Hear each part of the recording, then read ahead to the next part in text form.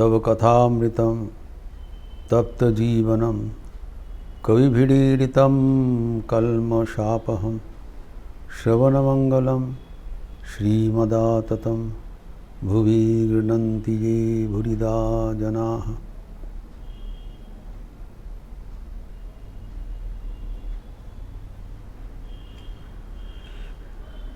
ठाकुर कप्तान के साथ जो प्रसंग बोल रहे थे, आज उसका उपसंहार हो रहा है। सिर्फ इतना ही बोल रहे हैं, कप्तान की उपलक्ष्य करके सबको सूचना दे रहे हैं कि हमारे जीवन आध्यात्मिकता से भरपूर हो जाना चाहिए। हमारे आध्यात्मिक जीवन में डुबकी लगाना पड़ेगा और हम कैसे समझेंगे कि हम आध्यात्मिकता की ओर बढ़ रहे हैं या नहीं बढ़ रहे हैं। ठाकुर कप्तान का उपाध्याय जो उपाध्याय का उदाहरण देके कह रहे हैं, तब चारों ओर चैतन्य दिखाई पड़ेगा।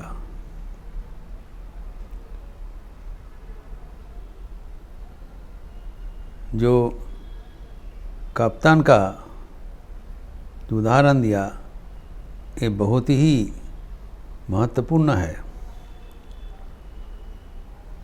ठाकुर जी से सर्वदा चारों ओर चैतन्यमय देख रहे हैं। वो तो भगवान है, पहुँचा हुआ व्यक्ति है, लेकिन कप्तान जी से पहुँचने वाला व्यक्ति भी, उनका भी कभी कभी दर्शन हो रहा है। ठाकुर बोल रहे हैं, कभी कभी कप्तान कहते हैं हम चारों ओर मैं चैतन्य देख रहा हूँ, और कभी कभी उनका दृष्टि अच्छन्न हो जाता है। उसका भी कारण बताया, लेकिन कभी कभी तो हो रहा है। अर्थात ये आध्यात्मिक दर्शन आदि जो अभिज्ञता है, ये बकवास नहीं है। ये जो आध्यात्मिक जीवन यापन करने वाले यात्री को हासिल कर सकते हैं, करते हैं। तो कैसे वो पूरा मात्रा से करे, कैसे उनके जीवन आध्यात्मिकता में से भरपूर हो जाए, इसी सलाह ठाकुर दे रहे हैं। जो गृही भक्त है, उनके लिए उनका चिंतन का, कंसर्न का कोई अवशेष नहीं है। Deeply concerned for the spiritual fulfilment of the house holder devotees. ये एक स्पेशल फीचर है, कंट्रीब्यूशन है श्री रामकृष्ण का। तभी यहाँ पर जो कप्तान का प्रसंग में आज बताया कि जब ऐसे मन ईश्वर में तल्लीन हो जाएगा, तब चारों ओर ईश्वर का ही प्रकाश दिखाई पड़ेगा। जैसे कि हम उपनिषद का वाणी उल्लेख करते हुए बताया कि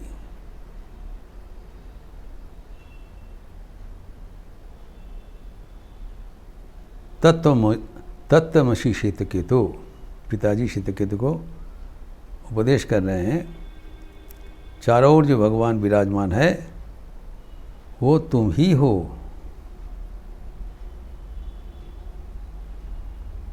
सकलेते आमी आमाते सकल, जो स्वामी विवेकानंद का सन्यासी का गीति में है, all is I and mind. सब हमारे भीतर ही है, हम सबके भीतर है। अर्थात व्यक्ति सत्वा ईश्वर सत्ता से तल्लीन हो जाता है। सकलेते आमी आमाते सकल, तब बोलते हैं thus day by day the karma's power spent release the soul for ever. No more is birth not death, nor I not thou nor God not man. The I has all become, the all is I and bliss. Know you are that sannyasi in bold, say Om Tat Sat Om. This is how the sannyasis the song of the sannyasi ends. Swami ji का अनुभव का गीत ही है। कब तक है? Till karmas power spent. This is important.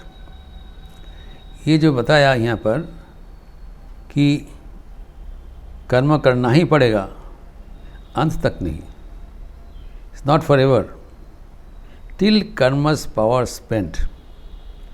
कर्म is a momentum. हमारा संस्कार को खत्म करने के लिए कर्म चलते रहते हैं। जैसे कहा गया है, एक गाड़ी चल रही है और अब जानते हैं कि ऑटोमोबाइल इंजीनियरिंग में गाड़ी प्रोपेल कैसे होते हैं। जो रियर व्हील है उसमें डिफरेंशियल लगा हुआ है, और रियर व्हील जब घूमते हैं तब गाड़ी आगे बढ़ता है, सामने से नहीं। पीछे वाला चक्का वहाँ प्रोपेलर से, इंजन से वहाँ पर उसको घुमाता है, तो पीछे वाला चक्का जब चलेगा तब सामने वाला चक्का को चलना ही पड़ेगा। तब गाड़ी को अगर गति ख़त्म करना चाहिए, क्या करना पड़ेगा? वो एक्सेल ही तोड़ दीजिए, जिससे जगह चक्का घूम रहा है उसका अगर तोड़ दिया जाए तो फिर घूमेगा नहीं, बंद हो जाएगा। लेकिन जब तक वो एक्सेल में मोमेंटम, गति, जब तक गति है तब तक चक्का चलते रहेंगे। अगर प्रोपेलर से वो एक्सेल का जो गति है, 40 शक्ति है, उसको बंद कर दिया जाए तो और तो फ्रेश शक्ति नहीं है। लेकिन जब तक उसमें मोमेंटम था वो कुछ दूर तक जाएगा, जाके वो स्तब्ध हो जाएगा। अर्थात हम जो कर्म कर रहे हैं, कर्म के पीछे हमारा क्या फ्यूल क्या है, कौन इसको चला रहे हैं? वासना कामना। जब कामना वासना पूर्ति हो जाता है, कामना वासना ख़त्म कर देंगे हम लोग कि ईश्वर ही प्रार्थना करेंगे, तब आगे बढ़ने के लिए और कुछ फ्यूल बचेगा नहीं। लेकिन जो कर्म हमारा शुरुआत हुआ है, कर्म 3 प्रकार, एक संचित कर्म और क्रियमान कर्म और प्रारब्ध कर्म।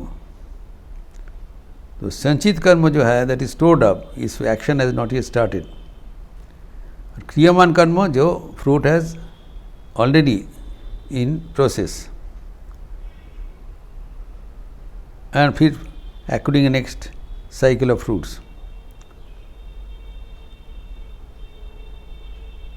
और जो प्रारब्ध कर्म है जिसका इस जीवन में जिसको खत्म होने वाला है, ये प्रारब्ध है, इज मोस्ट इम्पॉर्टेंट।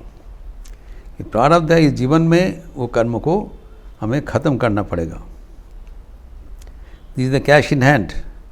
ये कैश एट बैंक है। अगर अब बैंक अकाउंट सीज कर दिया तो अब उधर पर हो गया, जो लेना देना उधर से होगा। लेकिन जो कैश एट हैंड है उसको तो खर्च करना पड़ेगा। इसीलिए कहा जाता है जो हमारे संस्कार राशि, जिसको एक्शन शुरू हो गया, वो जब तक ख़त्म नहीं होगा तब तक हमें चलना पड़ेगा। इसीलिए बताया till karmas power spent. Power is already initiated, उसको अब्रप्टली ख़त्म नहीं कर सकते हो। गाड़ी बंद कर देने पर भी कुछ दूर तक चलेगा, गति जो है दिया हुआ है, तब स्तब्ध हो जाएगा, फ्रेश गति नहीं होगा। लेकिन जिस गति उसको प्राप्त हुआ है उसको जब तक ना शेष होता है उसको चलना पड़ेगा। इसीलिए जब ईश्वर के साथ हमारा मन तल्लीन हो जाएगा तब हमारा मन तब तक कर्म करना पड़ेगा जब तक हमारा जो कर्म राशि का इफेक्ट ख़त्म ना हो जाए, संस्कार राशि की इफेक्ट। जब ख़त्म हो जाएगा तब क्या होगा? तब चारों ओर हमारा जो उपलब्धि है वो पूर्ण हो जाएगा। हम तब सबको देखेंगे कि भगवान ही चारों ओर विद्यमान है, और वो जो भगवान का प्रकाश वही हमारे जीवन का चरम लक्ष्य है। यही कैप्टन को ठाकुर ने कैप्टन के बारे में प्रसंग सुनाया। ये हमारा जीवन का लक्ष्य है। तो एक ओर से गृही भक्त का वो और ख्याल रखते हैं, दूसरा ओर से त्यागी भक्तगण का भी ख्याल रख रहे हैं। He came for both, let no one feel deprived, जो हमारे लिए कुछ नहीं है, सबके लिए है ठाकुर का बंदोबस्त। अभी जो उनकी त्यागी भक्त है पूर्ण, उसके बारे में भी बता रहे हैं मास्टर मशाई को, ये पूर्ण का और एक दफ़े मेरे देखने का इच्छा हो रही है, मैं उनके लिए बहुत व्याकुल हूँ। और ठाकुर ये भी बता रहे हैं, पूर्ण से बात हुआ था, वो मुझे कहा कि आपके लिए भी मेरा दिल का धड़कन होता है, बुक क्या मन को डोटे चलो। देखो कितने शुद्ध सत्व है। देखिए इतने कम उम्र है पूर्ण का, 13 साल का लड़का है, वो भगवान को देखने के लिए उसका दिल तड़प रहे हैं। हाउ डू एक्सप्लेन, कैसे, कौन है श्री राम कृष्ण दक्षिणेश्वर में रहते, बहुत दूर रहते, उसको पास जाने के लिए घर से इतना उनका विरोध है, तब भी उनका प्राण श्री राम कृष्ण के लिए व्याकुल हो जा रहा है। इसका कारण है कि भक्त के साथ भगवान का एक स्वाभाविक आकर्षण है, like the natural attraction between iron and magnet. भगवान है जो बृहत चुंबक और जीव है जो लोह शलाका। तो जीव के साथ ईश्वर का एक सहजात आकर्षण है। जीव ईश्वर बिना नहीं रह सकता है, ईश्वर भी जीव बिना नहीं रह सकते हैं, ये भी देखना पड़ेगा। दोनों एक दूसरे का कॉम्प्लीमेंट्री है, परिपूरक है। तभी हम क्यों नहीं वो आकर्षण अनुभव करते हैं? कारण अगर आयरन, जैसे ठाकुर कह रहे हैं, जैसे ठाकुर कहते हैं दूसरी जगह में कहा है कि अगर वो लोहे के ऊपर कुछ मिट्टी का कवर हो जाए तो आकर्षण अनुभव नहीं होगा। अर्थात जीव के ऊपर अगर कोई आवरण पड़ जाए, किसका आवरण? विषय आसक्ति का आवरण, संसार भोग के आसक्ति का आवरण अगर पड़ जाए तब भगवान का आकर्षण अनुभूत नहीं होगा, तब संसार के आकर्षण अनुभूत होगा। लेकिन जैसे वो आसक्ति का धूल मिट्टी हट जाएगा तब साथ साथ मन भगवान में तल्लीन हो जाएगा, जैसे पूर्ण का जीवन में बताया। और देखिए कि उसके जो घर वालों उनको इतना अत्याचार करते हैं, पूर्ण का इतना कोई हानि नहीं है, वो आनंद में है, उसको जाने नहीं दे रहे हैं, ठीक है, उसको पीटते हैं, जो कुछ है। कारण उनका जो भगवान के प्रति निवेदन है, आकर्षण है, वो आंतरिक है। It's not a physical attraction, let us make it very clear. It is spiritual orientation, spiritual attraction. ये है जागतिक और पारमार्थिक प्रेम का फर्क। जो भौतिक प्रेम है, जागतिक प्रेम है, secular love, there is a physical attraction, but in spiritual love there is spiritual attraction, which is ever increasing, never to diminish. उसमें सामाजिक दूरी करने से वो घटेगा नहीं, लेकिन लौकिक प्रेम में सामाजिक दूरी घटने से क्या होता है? खत्म हो जाता है। Out of site is out of mind, ये कहा जाता है। लौकिक प्रेम का व्याख्यान से कहा जाता है कि जब तक सामने है तब तक प्रेम है, सामने से हट जाने से प्रेम भी चौपट। यहाँ पर नहीं सी नहीं है। यहाँ पर आप जहाँ भी रहें, जो भौतिक जो दूरत्व उसमें आकर्षण का व्यवहार नहीं होगा। जो ठाकुर और श्री माँ शारदा देवी का जो आकर्षण था पारमार्थिक, ये दैट गोलाब माँ इसका व्याख्यान दिया था। दोनों आदमी इतना नज़दीक रहते थे, कहाँ नाहबत खाना और कहाँ ठाकुर का निवास, स्टोन्स थ्रो। कभी कभी महीना भर भी दर्शन नहीं होता, बिकॉज माँ पर्दानशीन थे और ठाकुर के पास सब समय भक्तगण आते थे, दिन रात अवसर नहीं मिलता था। कभी कभी महीना भर 2-3 महीना हो गया उनका दर्शन नहीं हुआ, लेकिन दोनों के बीच एक अगाध प्रेम का आकर्षण था। गोलाब में निवेदन किया। इस यहाँ पर ठाकुर कह रहे हैं जी ये कोई पुरुष नारी का आकर्षण नहीं है, ये भक्त भगवान का आकर्षण है, जो कि पूर्ण के साथ पूर्ण ईश्वर कोटि है। उनका जीवन निष्पाप है, वो बचपन से ही उसका लोह शलका में कोई आज माटी का दाग है, बेदाग है, कामना वासना का कोई स्पर्श नहीं है। वो जन्म से ही ठाकुर के साथ बार के लिए संयुक्त है, और जैसे ठाकुर का दर्शन हो गया फिर कहते हैं उनके लिए उनका मन तड़पता है। ये प्रसंग फिर और भी रोचक है, ठाकुर व्याख्यान करेंगे जो कि अगले दिन देखेंगे। ओम शांति शांति शांति। हरि ओम तत्सत्। श्री राम कृष्णार्पणमस्तु। आज रविवार का अवसर है, समर शेड्यूल शुरू हो गया। यद्यपि मंगल आरती लखनऊ आश्रम में अभी 5 बजे के बजाय 4:30 बजे से हो रहा है, लेकिन जप यज्ञ 5 बजे से ही होगा, क्योंकि 4:30 बजे मंगल आरती के बाद मंगल अनुशासन होता है, प्रणाम आदि पर्व करते 15-20 मिनट चला जाता है। तो भक्तगण की सुविधा के लिए